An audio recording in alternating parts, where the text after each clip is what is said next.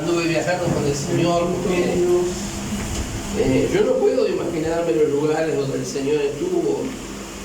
Sé que el Señor predicó a la orilla del mar de Galilea, se subió en una barca. Eso me puedo imaginar, el agua, ¿no es cierto? Un puerto, Capernaum, por ejemplo, una ciudad marítima. Y ustedes saben lo que son las ciudades marítimas, ¿no? Todo lo que hay alrededor de una ciudad marítima, donde hay prostíbulos, donde hay bares, donde hay todo tipo de cosas, como en un momento ha habido y hay en el Puerto de Montevideo, ¿no? Y en diferentes puertos alrededor del mundo. Eso es lo que me puedo imaginar. Pero cuando nosotros miramos al Señor caminando por la tierra de Galilea, de donde cumplió su ministerio, en la provincia de Galilea principalmente, no quiere decir que Jesús no hizo otros milagros en otros lados. En la provincia de Galilea principalmente, su año de popularidad es cuando el ministerio de Jesús como que estalla, y ahí empiezan las sanidades, los milagros, empiezan las reparticiones de poder, empieza la multiplicación de los panes, de los peces. Bueno, es tremendo. Millones creo que recurrieron a Jesús entre los que vivían en Jerusalén, en Palestina. Pero Jesús también estuvo en Samaria, estuvo en Tiro, en Sidón, estuvo en Decápolis, estuvo en un lugar donde vivían los gentiles. Y yo me animo a decir que los apóstoles o tenían el entendimiento sesgado o lo hicieron adrede, pienso que no, porque Jesús les eligió por algo, de que ellos quedaron en Jerusalén cuando el Señor se fue.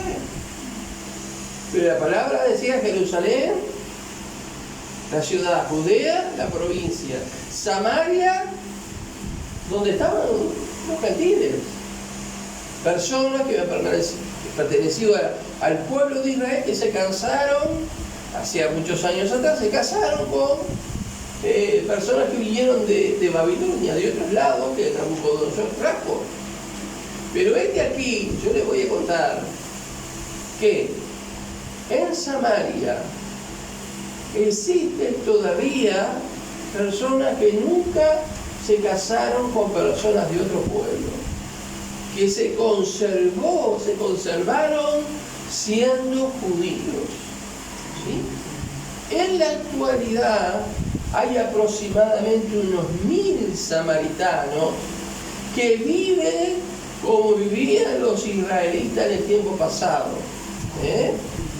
Ahora ellos no tienen el templo, pero antes tenían el templo en el monte Gerizim, donde ellos decían que realmente Dios había descendido, le había dado las tablas de la ley. Ellos discutían con los judíos porque decían que no había sido sobre el monte que yo dije. Entonces, pero hoy vemos que quedan unos 1000 más o menos aproximadamente samaritanos que son judíos, que preservaron su genealogía, se fueron casando con personas del pueblo de Dios, también hubieron los que se mezclaron, y ellos conservan todas las vestiduras sacerdotales hasta hoy en día. Para mí fue una sorpresa, porque estoy estudiando y para mí fue una sorpresa. Tienen lo que ellos llaman la Torá, los judíos llaman la Torá, el Antiguo Testamento, son unos rollos que tienen los 5 libros de la ley de Moisés, y creo que tienen un libro más y nada más. Y también hay una curiosidad, que ellos se casan entre ellos, tampoco se juntan con los judíos. Ellos creen que son como un pueblo escogido aparte, por parte del Señor. Entonces, al casarse entre ellos también dice que hay, ustedes saben que cuando se casan entre familiares empiezan a haber determinadas enfermedades que aparecen, degeneración de los genes, no sé cómo será, pero aparecen determinadas enfermedades. Por ejemplo, los zares rusos se casaban entre ellos, de primos, medios hermanos, qué sé. Y había la última generación, el hijo del último zar, Nicolás II creo que era, tenía hemofilia, que es una enfermedad que justamente le había venido como consecuencia de que ellos, también problemas mentales, bueno, muchas cosas, habría que estudiarlo, ¿no? Lo cierto es que Jesús estuvo en todos esos lugares, pero se ve que los apóstoles, no sé qué les pasó, se quedaron en Jerusalén, a pesar de que fueron perseguidos, se quedaron en Jerusalén. Yo quiero volver al relato que estuvimos mirando el sábado pasado. ¿Quién se acuerda? A ver.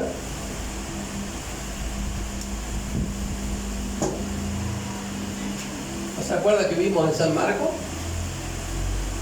¿Qué vimos en San Marcos? Algo que Jesús hizo. Exactamente. El endemoniado gadareno, ¿recuerdan? Cómo el Señor llegó a Gadara, desembarcó, ¿se acuerdan? En ese lugar queda en el Evangelio de San Marcos, en el capítulo 5, desde el versículo 1 hasta el versículo 20. Jesús desembarca en Decápolis. Dicho sea de paso, era una provincia que no era una provincia judía, era una provincia que era autónoma y era una provincia griega que tenía unas 10 ciudades, o sea que eran gentiles, todos los que vivían allí, con sus dioses, con su costumbre, con su cultura, con su escritura, con su idioma, el griego.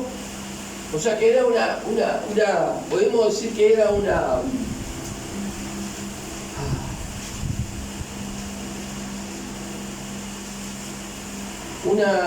provincia que no era judía. Yo le voy a invitar a que usted abra atrás de su Biblia y usted va a encontrar allí un mapa que dice Palestina en los tiempos de Jesús, o un título parecido, o Palestina en los tiempos de Jesucristo. ¿Tiene? Hay Biblias que lo tienen de colores. Yo tengo una Biblia que lo tiene de colores, que fue que estuve mirando. Pero si ustedes se fijan de este lado, ¿vieron? Miren, dice Decápolis. ¿Lo ven? Allí. ¿Encontraron? ¿Encontraron la provincia de Decápolis?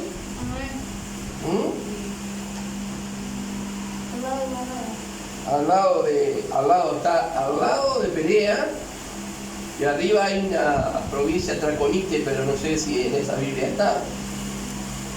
Palestina en tiempos de Jesús, dice. Y allí está la provincia griega, autónoma, que tenía unas 10 ciudades, que se llamaba Decápolis.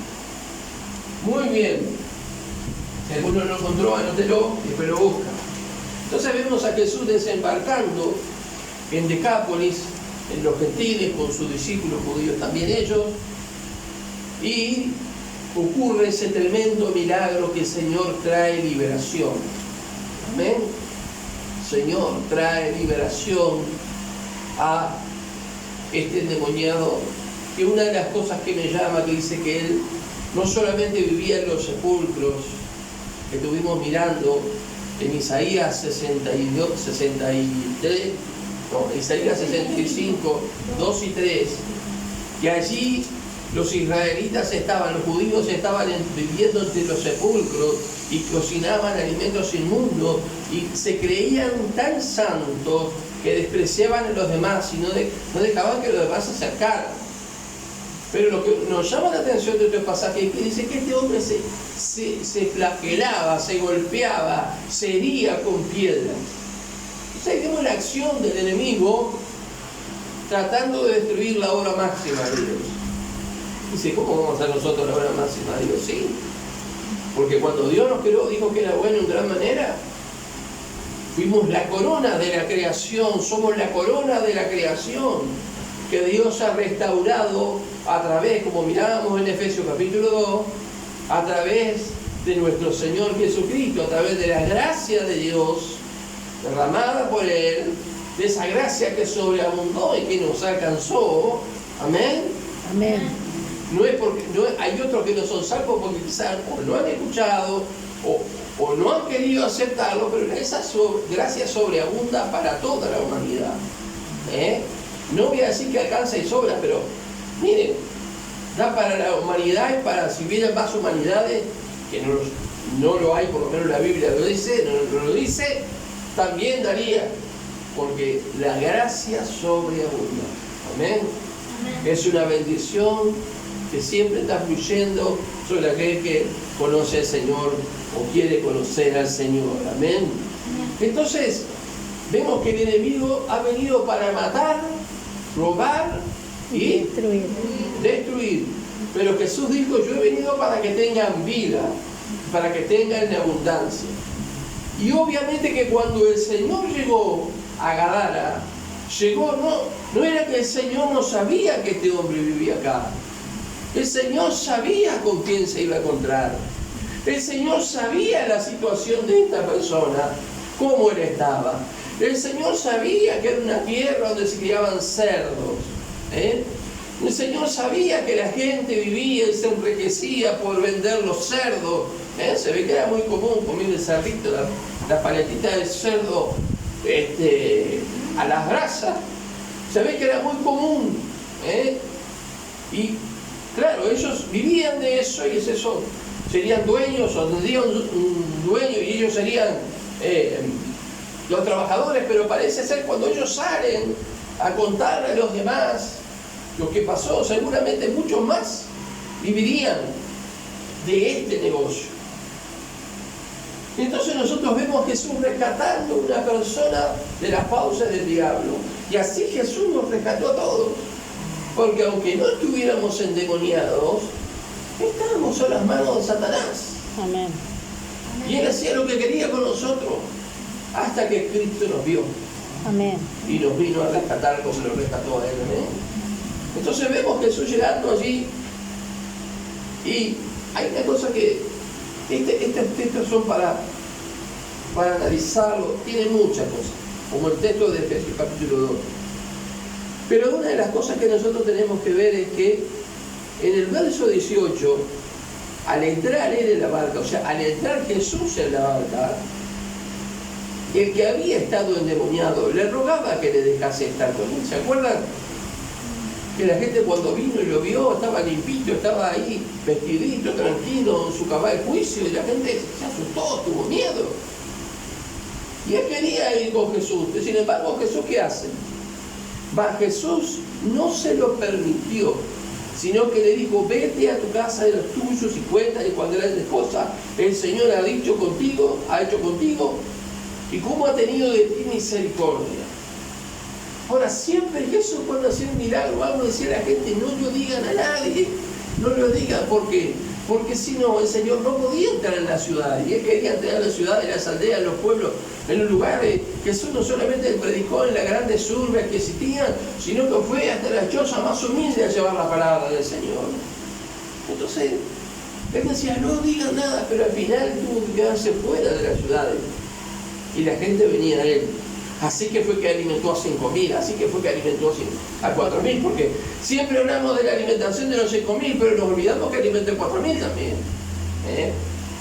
Entonces, me bendice mucho porque este hombre, lo que la Biblia nos dice su nombre, fue el primer misionero gentil que Jesús envió y que le dio la orden Jesús, anda y di.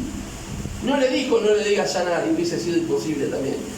Dijo, anda y di cuántas grandes cosas Dios ha hecho contigo. Dice la palabra, cómo ha tenido misericordia de ti. Y se fue y comenzó a publicar en Decápolis cuán grandes cosas había hecho Jesús con él, y todos se maravillaban. O sea que él fue predicando, fue anunciando, fue sembrando la semilla, porque, les voy a decir, aunque corrieron a Jesús, le dijeron que se fuera, Jesús vuelve más tarde. Jesús vuelve otra vez a Decápolis. Pero mientras Jesús regresa, hay un hombre, que no sabemos su nombre, que está esparciendo la semilla y preparando el terreno para la venida del Señor. ¿Para qué fue enviado Juan el Bautista? A preparar el camino del Señor. Amén. Por eso llamó a la gente a arrepentirse y a pasar por el bautismo de arrepentimiento, porque Él estaba preparando y estaba anunciando el que viene detrás de mí, de que no soy digno de desatar la correa de su calzado. Ese lo va a bautizar con poder con Espíritu Santo y con fuego. Amén. Amén. Entonces, también Jesús hace de un portavoz. No le dice, mirá que ahora te voy a comisionar y vas a poder echar los demonios y vas a hacer esto y yo te envío. No, anda y decirle lo que te pasó a la gente, cómo Dios tomó misericordia de ti.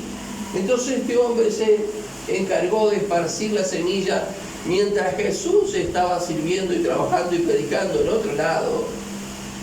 La semilla comenzaba a trabajar, el terreno se comenzaba a preparar. Y mire, de vuelta la hoja para atrás, como yendo para el Génesis, allí habla de la palabra del crecimiento de la semilla. ¿Qué es lo que estaba haciendo el endemoniado gadareno? Dice, así es el reino, decía además, así es el reino de Dios. Estaba ampliando, estaba llevando el reino de Dios a un lugar donde Jesús no era conocido, donde Dios no era conocido, donde se adoraban muchos dioses y había costumbres paganas. Y dice, así es el reino de Dios. Cuando un hombre echa una semilla en la tierra, mira lo que él estaba haciendo. Desparramar en ese lugar de idolatría, de pecado, de ignorancia de Dios, que nadie sabía de Dios. Mire, me estaba contando mamá un día que había escuchado un testimonio de un pastor que habían detenido en Corea del Sur, lo tuvieron unos años, después lo soltaron. Dice que al lado de él siempre había un soldado jovencito, y él hablando siempre de la cosa de Dios. Y dice que este soldado joven en un determinado momento le preguntó, yo quisiera saber qué es lo que usted está hablando. Y él empezó a hablar de Dios, del Espíritu Santo, de Jesucristo, de la salvación, de la muerte del Calvario, de la salvación por gracia, todo eso. Y él ni siquiera sabía que había Dios, ni siquiera sabía que había Jesucristo, ni siquiera que había Espíritu Santo, que había cielo o infierno. No sabía nada. Pero él ese día, a pesar de todo, aceptó al Señor, porque le conoció a través de este varón. Y acá pasaba prácticamente lo mismo, pero aquí estaba alguien, como dice la parábola del crecimiento de la semilla, tirando la semilla, proclamando el Evangelio, hablando del Señor. Dice, como una semilla que se echa en la tierra, ¿y qué hace la persona? No va a escarbar el otro día a ver si está creciendo, no. Y se duerme y se levanta de noche y de día. ¿Y qué pasa con la semilla? Dice que la semilla brota, va teniendo ese crecimiento, brota, crece, sí que él sepa cómo, no sabemos cómo.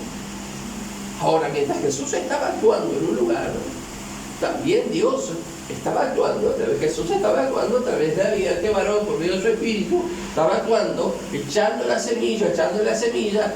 Él quizás ni siquiera se imaginaba lo que venía a acontecer después. Como nosotros quizás con Betty hemos estado durante años echando la semilla sobre los niños, sobre los adolescentes, han pasado muchos años, pero nosotros no sabemos. La semilla da su fruto, porque la palabra dice, no vuelve vacía. Amén. Hará la obra para la cual Dios le envía. Amén. Amén. Y dice que nosotros no podemos ver el proceso de lo que pasa con la semilla debajo de la tierra. Sé que ha sido estudiado y lo hemos visto de repente en algún documental, pero nosotros, si no fuera por eso, sabemos que la planta va a crecer cuando empezamos a ver que hay verde que sale para afuera, y le estamos regando y le estamos cuidando y sacando el pasto y todo. Entonces ahí nos damos cuenta del proceso del crecimiento.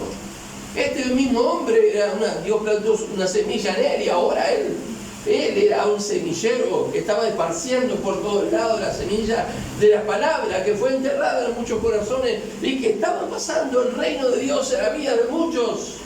Esto, hermanos, no nos desanimemos. Amén. Amén. Porque la palabra de Dios dice, los que sembraron con lágrimas, con regocijo segarán. Irán dando y llorando el que lleva la semilla, mas volverá a venir con regocijo trayendo su gavilla. Pero el camino de ida, muchas veces de esparcir la semilla, es un camino que vamos muchas veces derramando nuestras lágrimas. Pero el reino de Dios comenzará a dar los frutos en las personas donde nosotros hemos sembrado. Fue precioso ver, cuando estábamos el otro día en la iglesia Cristo Resucitado, cuando 5 matrimonios fueron apartados como pastores, después, no sé si 2 matrimonios dos matrimonios y 2 hermanos como diáconos, otro hermano como evangelista y así. Gente, muchos de ellos que vinieron desde niños a la iglesia, que ahora han consagrado como siervos de Dios.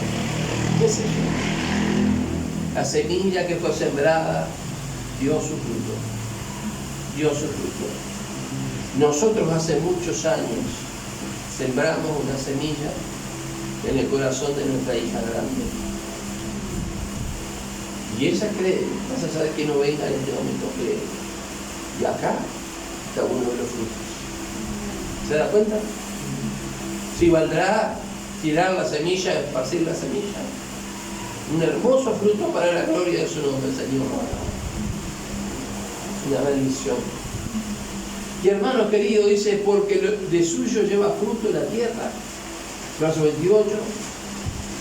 Primero hierba, luego espiga, después grano, llega la siega. Y cuando el fruto está maduro, entonces se recoge. Pero hay otra parábola abajo, la parábola de la semilla de mostaza, que también muestra a qué haremos semejante, dice el verso 30, el reino de Dios, dijo Jesús. ¿O con qué parábola lo compararemos? Y ahí comienza a hablar el Señor de la semilla del grano de mostaza. Yo nunca he visto un grano de mostaza, pero como dice acá, que cuando dice como un grano de mostaza, que cuando se siembra en tierra es el más pequeño de todas las semillas que hay en la tierra. Quizá nosotros, hermano, le dimos un día un folleto a una persona y esa persona se convirtió, y quizás usted no sabe si se convirtió, capaz que está en la gloria. Por ese folleto que usted le dio, porque a usted le cuesta hablar. Bueno, el Señor nos dio la literatura. Por ese folleto. Yo recuerdo un testimonio que leí hace muchos años de un hombre que repartía folletos en un semáforo. Se paraba en el semáforo, cuando paraban los autos, repartía por muchos años. Nunca vio ningún fruto. Y un día se sentó con una especie de barranco, totalmente desanimado. Estaba sentado allí, ya no repartía más folletos ni nada. Y llega un hombre en un auto y le dice: ¿usted es la persona que estaba repartiendo los folletos, no? Sí. Mire, yo vine acá a pararme aquí para suicidarme y tirarme para abajo y morir, pero encontré un montoncito de folletos apretados con una piedra. Ese fue el día que él dijo: no quiero saber más nada. Y este hombre le dijo: gracias a esos folletos que yo encontré, fui salvo y fue libre del espíritu del mal. Dice: claro, ¿qué fue lo que pasó? Una semilla, un folleto, fue un testimonio, fue una canción cristiana. Una canción cristiana, por favor, no cualquier cosa. Porque muchas cosas se hacen en el nombre de Dios y canciones que la verdad avergüenzan el evangelio, músicos que avergüenzan el evangelio. Pero este hombre iba dejando la semilla esparcida y dice: es como el grano de mostaza que cuando se siembra es la más pequeña de todas las semillas que hay en la tierra. Y bueno, le pude hablar solamente 5 minutos del mensaje nada antes que se lo llevara. Él plantó las pequeñas semillas. Pero dice que esa semilla es como el grano, dice que pero después de sembrado crece como toda semilla. Y la semilla del evangelio, de la palabra, tiene vida. No es cualquier semilla que usted tira, como yo planté una vez ahí, no me creció ni uno. No. Esa semilla crece. Amén. Esa semilla da fruto. En esa semilla va la vida de Dios. Amén. Va la vida de Jesús. Está el Espíritu Santo allí hablando. Entonces dice que allí dice, crece y se hace la mayor de todas las hortalizas. Y echa grandes ramas de tal manera que las aves del cielo pueden morar bajo la sombra. Así es el reino de Dios. Amén. Una pequeña semilla en el corazón de una vida trajo la salvación para esa persona, y después esa persona fue un instrumento, como Dios quiere que seamos un instrumento, porque Dios ha hecho grandes cosas con nosotros, y Él quiere que le contemos las cosas, que le ha hecho con nosotros. No es ir a decirle a la gente, vos sabés qué lindo que está el pesebre en la iglesia, ¿por qué no venía a verlo? No es, bueno, capaz que bien se convierte, pero no es ir a decirle, mirá el cartel, qué lindo todo lo que dice, sí, porque en mi iglesia respetamos todo. Respetamos la distancia, te apuntamos toda la boca, nos ponemos alcohol, hazte la bandejita para poner los piecitos, respetamos todo, podés venir si querés. Mirá que hay para lavarte las manos, hay alcohol, tenés todo, vení. No, hermano. Tenemos que decir, contar cuántas grandes cosas Dios ha hecho con nosotros. Amén. Porque aquí el Señor nos está diciendo, ve al tuyo, ve a tu casa, cuéntale, siembra. Porque el Señor, en su infinita misericordia, ya en su propósito iba a volver, sin saberlo, los discípulos nadie sabía, ni siquiera este hombre que fue libre, que iba a volver a dejar. Pero lo cierto es, hermano, una pequeña semilla, la semilla del reino, crece. Amén. Crece. La iglesia del Señor, hay dos formas que podemos crecer: numéricamente y espiritualmente. Y Dios quiere que crezcamos de la misma manera. Amén. Numéricamente, pero también que crezcamos espiritualmente, que no seamos, disculpe la palabra, neófitos en cuanto al conocimiento de Dios. Bien ciertas palabras, que no seamos burros, discúlpeme, en cuanto al conocer al Señor y su palabra. Amén. Pero vamos a seguir un poquito más, porque ahí vemos que el Señor dice la palabra que incluso el mar, en el verso 21, capítulo 5 de San Marcos, versículo 21, seguimos el camino de Jesús. Jesús llegó del otro lado del mar, no sabemos si de Capernaum o de Tiberia, porque había dos puertos en las orillas del mar de Galilea, y cuando pasó al otro lado llegó a Gadara.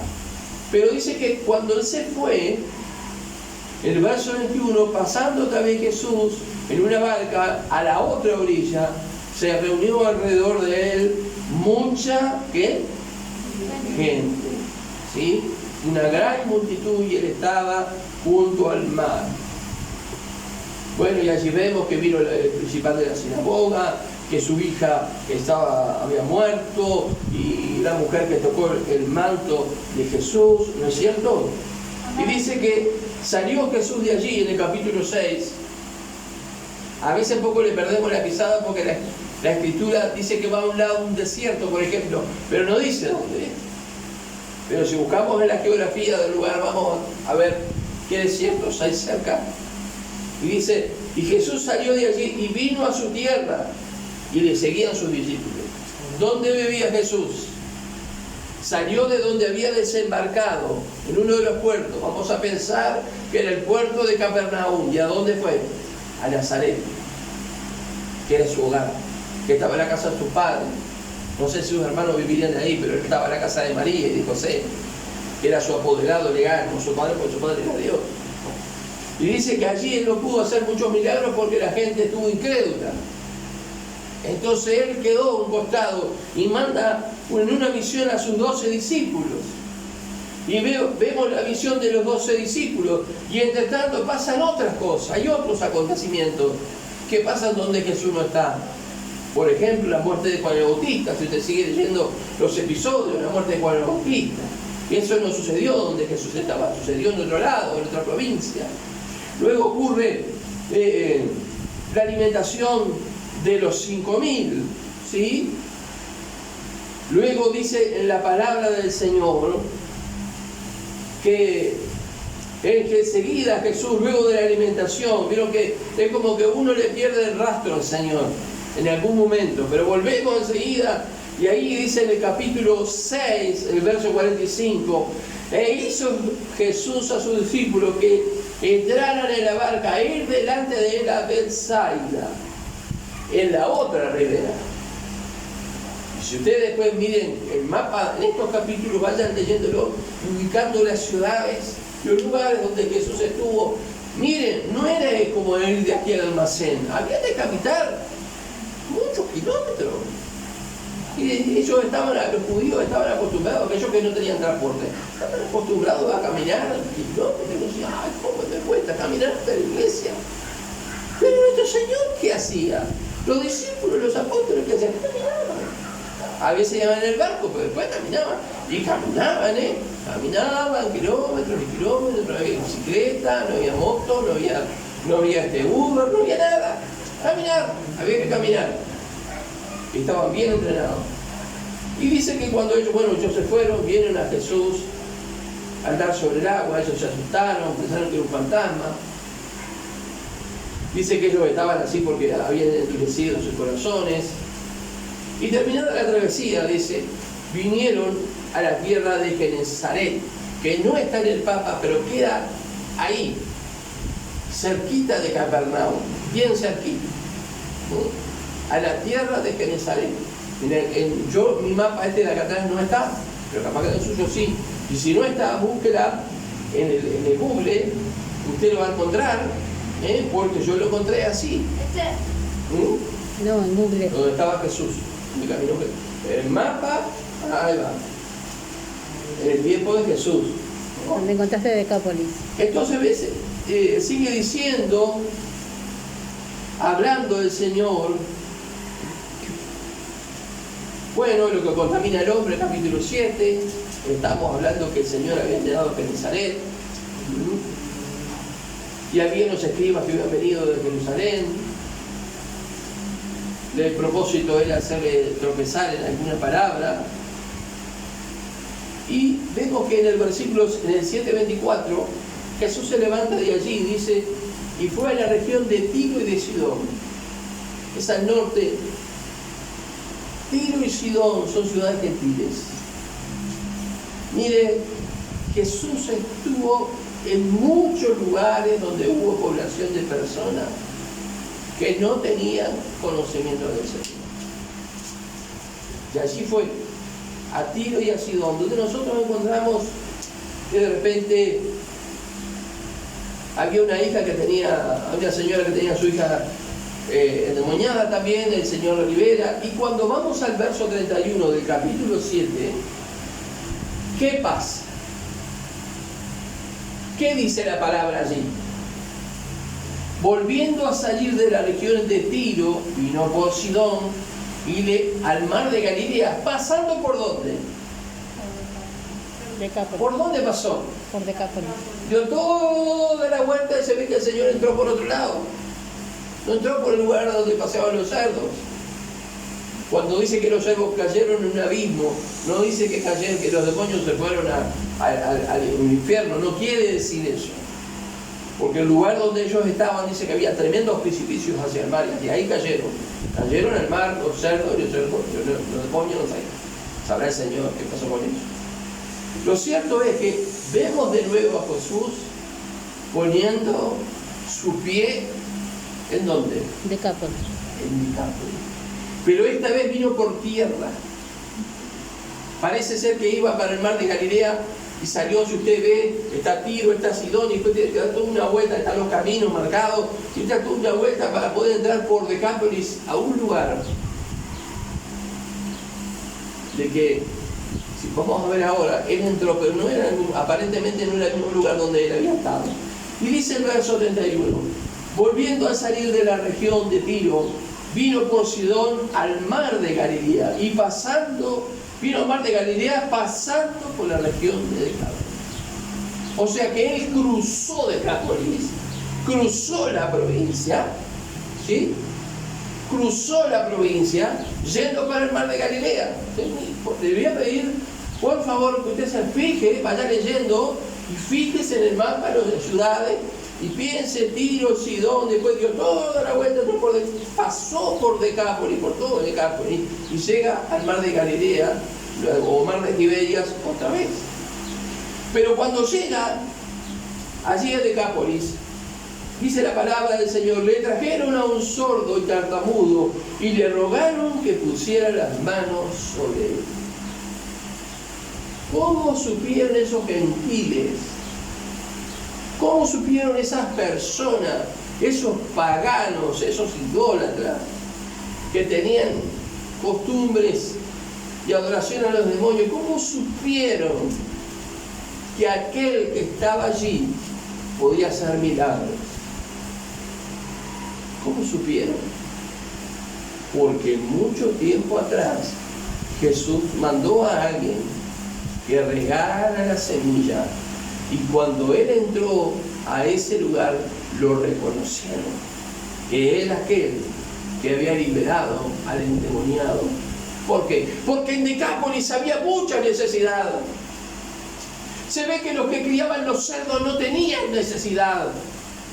Ellos les preocupaba esto, los cerdos sí, obviamente, pero esto porque perdían dinero al ver los cerdos morir. Pero en Decápolis, como en todos lugares, había tremenda necesidad. Jesús podía andar en la tierra de Palestina porque él era judío. Y ahí sanó, liberó, los ciegos vieron, los cojos andaron, los muertos fueron resucitados. Pero aquí estamos hablando de un lugar pagano y no tenía ni conocimiento de Dios, donde Jesús ya había preparado por medio de una persona.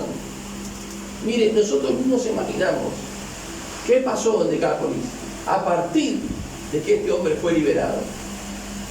Y cuando Jesús llegó, ya el terreno estaba pronto para cosechar.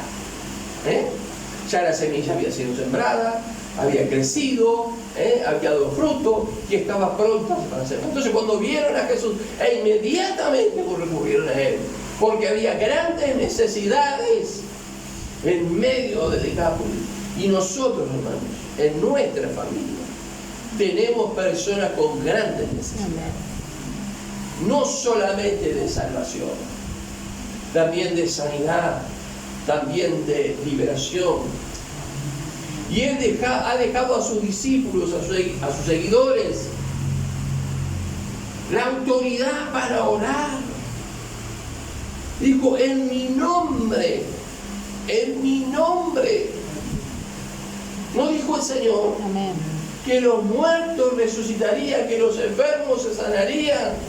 Mire, el otro día, después yo protesto con el Señor. Empecé a tener como una reacción alérgica en el ojo, porque toqué algo, se ve, y me toqué el ojo, y el ojo me empezó a molestar como si tuviera tierra adentro. Y le dije a Betty, orame, porque si no los ojos se les ponen así, y ahí le tengo que llamar al médico, etcétera, etcétera. Y dije, orame, porque me está pensando una reacción alérgica en este ojo. Después piensa el otro. ¿Y sabe qué pasó? Y yo habló conmigo. ¿Sabe qué pasó? Automáticamente se entiende. Hermanos, tenemos la oración. Amén. Dice la palabra que la oración de fe del justo puede mucho. No piense usted que tiene que ir al pastor a orar. Bueno, si yo puedo ir, usted quiere que vaya y puedo ir, voy.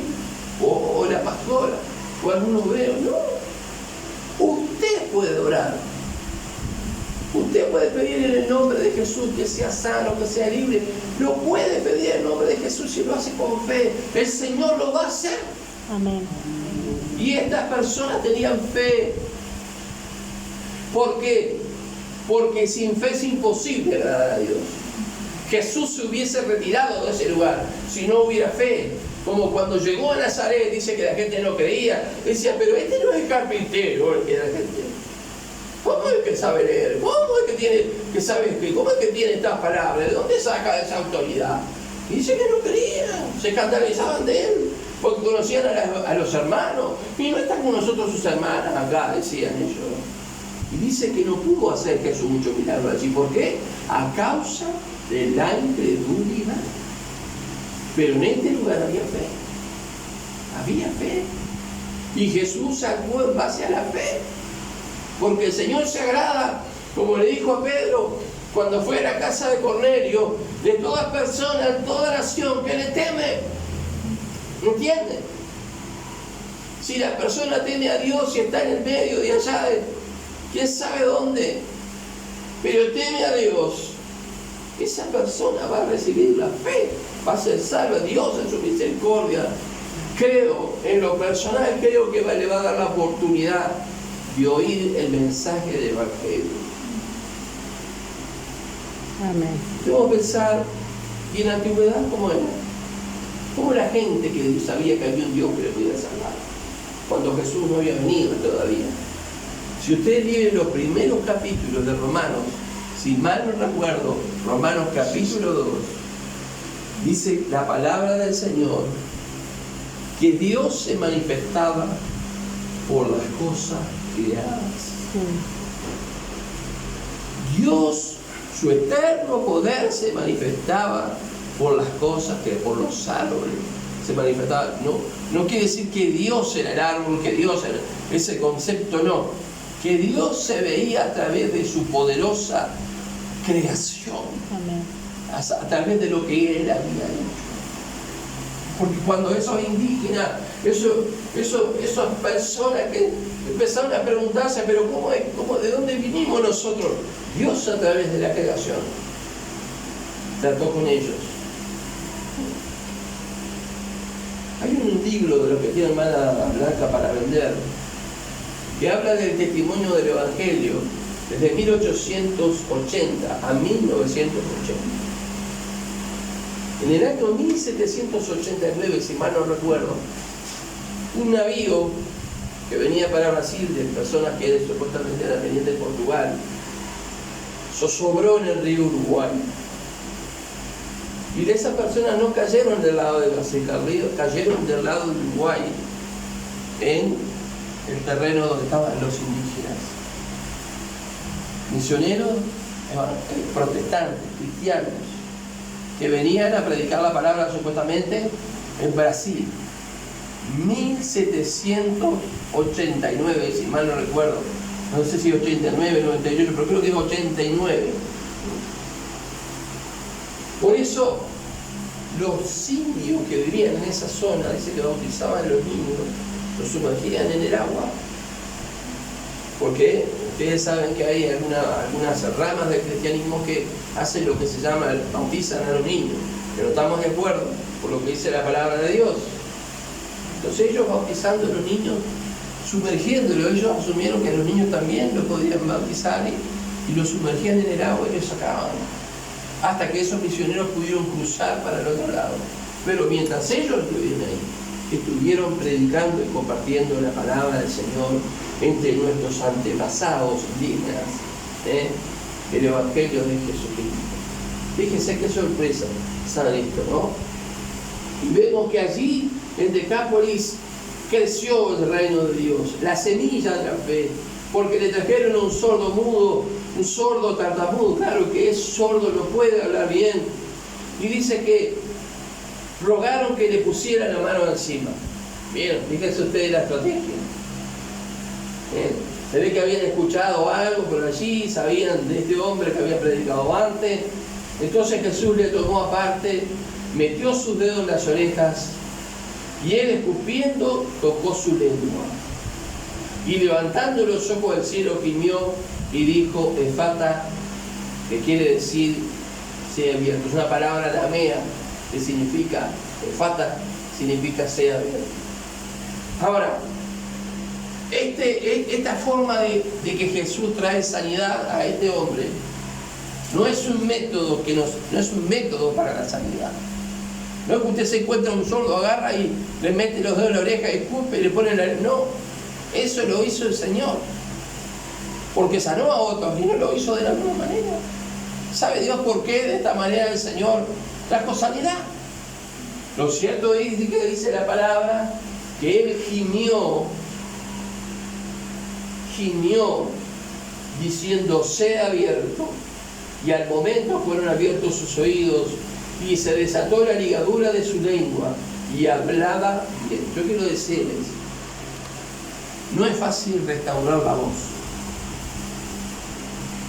Cuando una persona recibe la audición y no puede hablar bien a causa de su audición, nosotros conocemos a una persona, el poder hablar bien nuevamente cuesta mucho tiempo, muchísimo tiempo, muchos tratamientos médicos con fonoaudiólogo y no sé cuántas cosas más para poder hablar bien.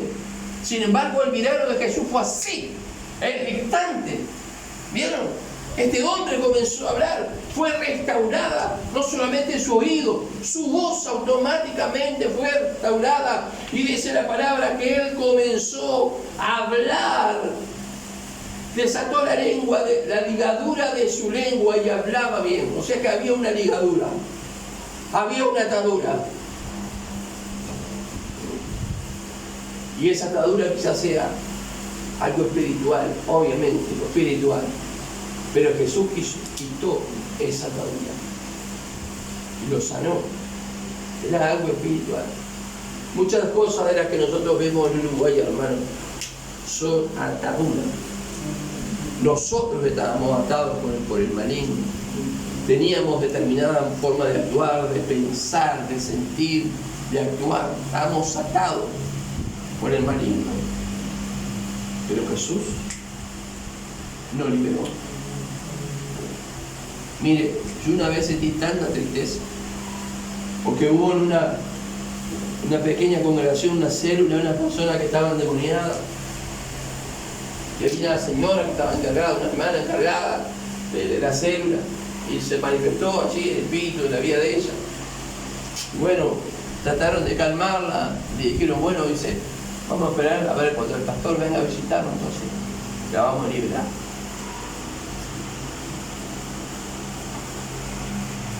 Hermano, una mujer habrá sido libre, o el demonio se le habrá llevado sabiendo que iban a venir a sacarlo. No, mire, cuando Jesús está, el enemigo no puede estar. Amén. Jesús está en usted, el enemigo no puede estar en usted. Si usted no está en Cristo, el enemigo le está atando. Pero si Jesús está en usted, el enemigo no puede estar. No puede estar en su casa. Quizás pueda estar algún pariente porque no cree en Cristo y reniega de él. Bueno, quizás pueda estar un pariente. Pero usted no. Digo, no le puede estar. Jesús le desató a usted. Amén. Y él sí que sabe desatar. Inmediatamente este muchacho empezó a hablar, a escuchar y recuperó instantáneamente la forma de hablar. Algo que en la actualidad lleva con la asesoría, con los médicos, con los audiólogos, llega mucho tiempo. Nosotros tenemos un conocido que tiene problemas de oír, tuvo una ACV también. Tuvo como 3 años yendo a fonoaudiólogo. Y le habla más o menos. Pero Jesús hizo al instante. Se mostró el poder de Dios. Y dice, y le mandó que no lo dijesen a nadie. Porque Jesús quería seguir trabajando en ese lugar. Primero dijo que sí, le dijera. Ahora le dijo que no, porque como que él quería tener la libertad de poder entrar a cualquier lado. Si no, las multitudes lo iban a llevar de nuevo a estar fuera de la ciudad.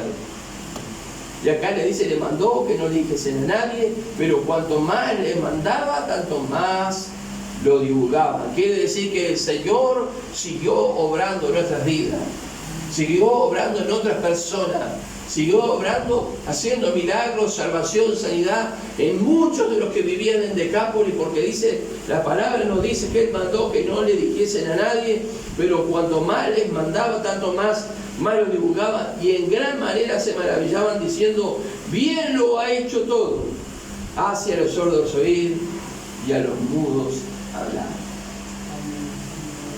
Cuanto más le mandaban, tanto más lo divulgaban, porque aquello no quedó allí. El primer milagro que Jesús hizo no quedó allí, fue sembrada la palabra, porque nuestro Dios es un Dios vivo. Amén. Nosotros estamos recreando el pesebre, no es idolatría, solamente estamos recreando ese momento, como pudo ser ese momento. Pero Jesús está vivo, Él es vida, fue vida para todas las personas que se quisieron acercar a Él, la provincia de Decápolis. Creo que el Señor no fue más, pero con todo el testimonio que había de todo lo que hizo con las personas, seguramente, muchos más habrán creído cuando Él se fue, muchos más habrán creído cuando Él salió de allí y nuevamente cruzó el mar de Galilea. Sí. Fíjese usted que allí, en la parte hacia el sur del lago del mar de Galilea, en la provincia de Decápolis, está Filadelfia. Filadelfia era una de las 7 iglesias. ¿Dónde estaba Filadelfia? ¿Qué es lo que significa la palabra Filadelfia? Amor, fileo, amor de hermanos. ¿Dónde se levantó la iglesia de Filadelfia? ¿Dónde se levantó? En un terreno de gentiles, en la región de Decápolis. Jesús se fue, pero la obra siguió. Hermano, Jesús se fue hace unos 2000 años y la obra sigue. Amén. La obra sigue. Hoy estamos nosotros y el Señor no viene, vendrán otros que seguirán la obra del Señor, pues la obra siguió. Desde aquel entonces vemos la iglesia de Filadelfia en el mensaje de las 7 iglesias del Apocalipsis, en el comienzo, en los primeros capítulos. ¿Y dónde estaba la iglesia de Filadelfia? En Decápolis. ¿Y fruto de qué era la iglesia de Filadelfia? De aquel que primero empezó a predicar, de Jesús que volvió, pero después los que fueron esparcidos fueron predicando la palabra de Dios. Amén. Y le predicaron a los gentiles, seguramente llegaron a estas ciudades, y cuando llegaron a estas ciudades se encontraron con la novedad de que ya conocían al Señor, que quizás obviamente que había grupos de gente que se reunirían a escuchar las enseñanzas, lo que Jesús hizo, lo que Jesús habló, porque no quedó registrado lo que Jesús predicó, lo que Jesús enseñó, no quedó registrado, pero allí nace la iglesia de Filadelfia, una iglesia fiel. Que el Señor tiene algo siempre para reprochar a cada una de las iglesias, de las 7 iglesias, pero la iglesia nació en un mundo gentil. Ahora, hermano, ¿a quién usó el Señor? Yo le invito a que usted, cuando tome el Evangelio allí donde nosotros empezamos en el capítulo 4, tome el mapa, en otra Biblia, tome el mapa en otra Biblia y comience a ver los lugares. Marque con un lápiz, Jesús fue de aquí para allá, Usalma para acá, después Papino, Sidón, Filipo, de Jaco. En algunos mapas están los caminos que había por donde transitar. Inclusive Jesús yo creo que tomó otros caminos que no eran los caminos tradicionales, porque Jesús no es para nada tradicional. La Navidad puede ser algo tradicional, pero nuestro Señor no es nada tradicional. Él rompe todos los esquemas. Amén. Amén. Todos los esquemas. Él no fue por el camino de aquellos que transitaban habitualmente, como algo a diario. No. Él es el camino, Él es la verdad y Él es la vida. Amén. Pero nosotros hemos sido llamados, hemos sido liberados. Amén. Amén. ¿Ha sido liberado?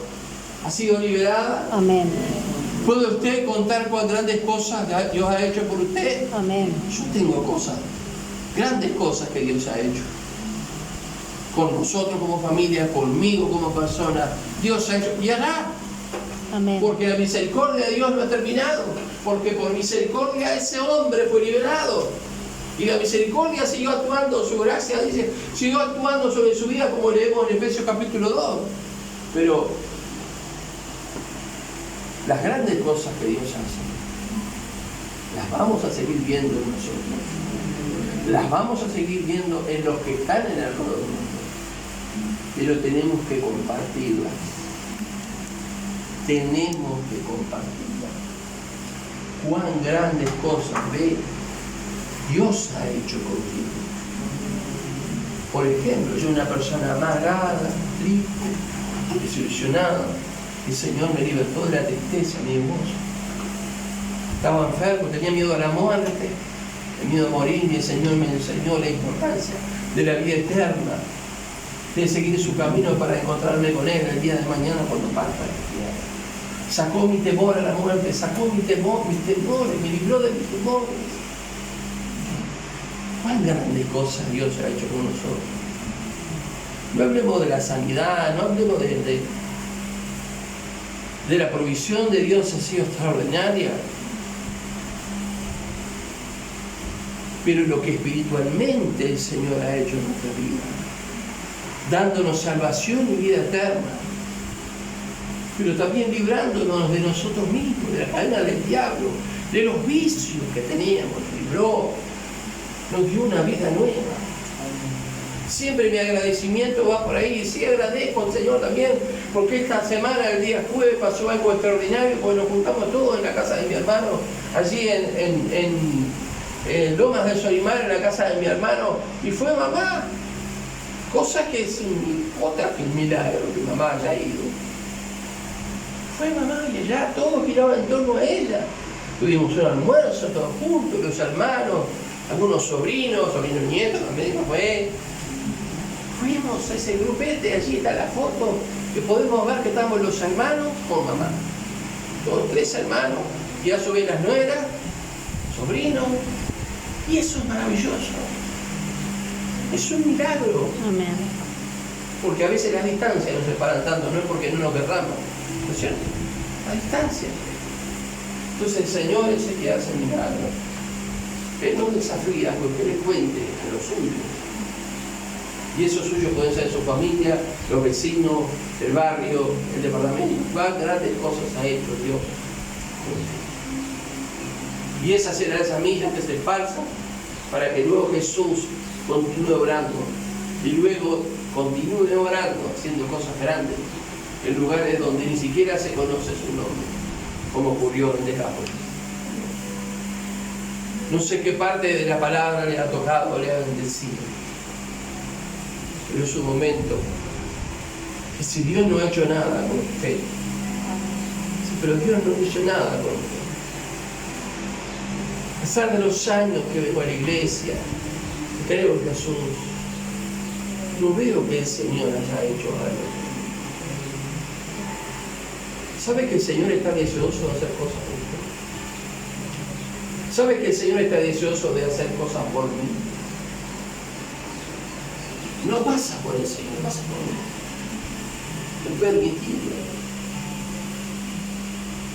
que Él haga grandes cosas en mí. Y Él no mira si usted sabe leer, si no sabe leer, si usted es bajo, alto, gordito, flaquito. No mira si usted fue a la escuela o no fue a la escuela, si tiene el liceo, si fue a la facultad. A Jesús no le importa eso. A Jesús lo que le importa es su corazón. Decimos de ser alguien que quiera contar las grandes cosas que Dios ha hecho. Yo sé que voy a contar el día que el Señor me haga nuevo mi espalda. Voy a contar que es algo grande por eso. Pero también voy a poder contar que el Señor fue fiel en sostenerme, en guardarme, aún en momentos más críticos de mi existencia. Porque no es nada fácil convivir con esto. No es nada fácil. Como quizás usted me diga, sí, yo conviví con esto, no es nada fácil. Pero grandes cosas ha hecho el Señor. La mano de Dios no se ha cortado, dice la palabra, para bendecirnos. Jesucristo es el mismo ayer, hoy, por los siglos de los siglos. Así como él fue a la casa de Jairo, y así como aquella mujer se secó al manto y tocó, dijo, tan solo si tocare su manto. Hay otro episodio de la Escritura que dice que la gente dejaba que se ponía los enfermos para que la sombra de Jesús, o al menos tocara su manto. Luego pasó con Pedro también. Fuera liberado, fuera sanado, fuera salvado. ¿Y qué de nosotros? Hablemos de las cosas grandes que Dios ha hecho con nosotros. Tú necesitas que Dios haga algo grande contigo, pues en esta noche pídeselo. Quizás el Señor te diga sí, o quizás el Señor te diga no, o quizás el Señor te diga espera un poco, pero Él quiere hacer cosas grandes en nosotros, en mí, en ustedes. Les invito a estar de pie en el nombre de Jesús.